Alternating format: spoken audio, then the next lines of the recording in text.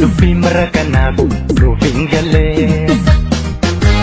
Nuuf hin galle dubbiin artistoota nuuf hin galle. Nuuf hin galle dubbiin diasporaa kun nuuf hin galle.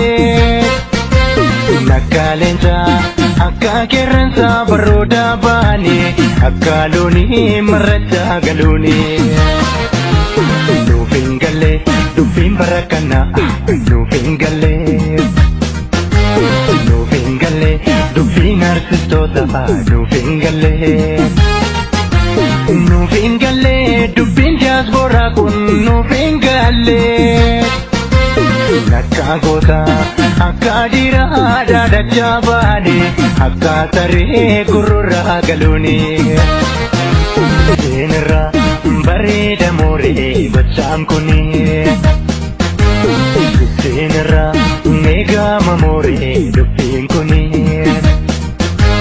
Nama daabboo sumuunidha garaa keetiif jecha sadooftuusuun. Lafee gootota irra tarkaanfattee dhiiga barattoota keenyaa nyaattuut.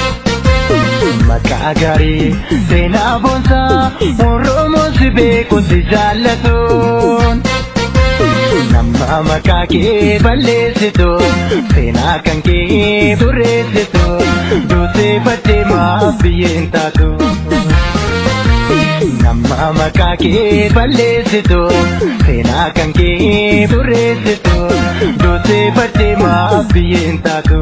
Lubbuu eebbisa kaanaa wayyeessa jaaljaarsoo waaqoo lamuu qixxeessa. Burrii soborruu sakkatee wakiifaa kabbadaa badaanii dirribee jifaarfaa. Dhiiga barattoota sosoo laaltanii diina Oromootiin wal taatanii. Dhiiga Oromoo nyaachuuf biyya galtanii arguudhaaf jirra bortuma keessanii. Lafti isin har'aa deebistanii qarshii isin ittiin guyyoomfamtanii. Sangaa booda gurgursiisanii sabbata yoo naalikanii. Isin gammachiisa mogochi kuni dafkaa dhayyeessaan bashannanuuni. Maqaan festiitiin nu saamuuni diina Oromootiin wal taatanii. Beekna garreerraa hin guyyuun hundaa barreerraa. Osoo nyaattanii osoo dhugdanii jireenya qananii osoo jiraattanii akkamiin jabeettu kan maakalaawwiif qaallattii jiranii ifa aduu arguudhaaf hoggayyuu hawwanii.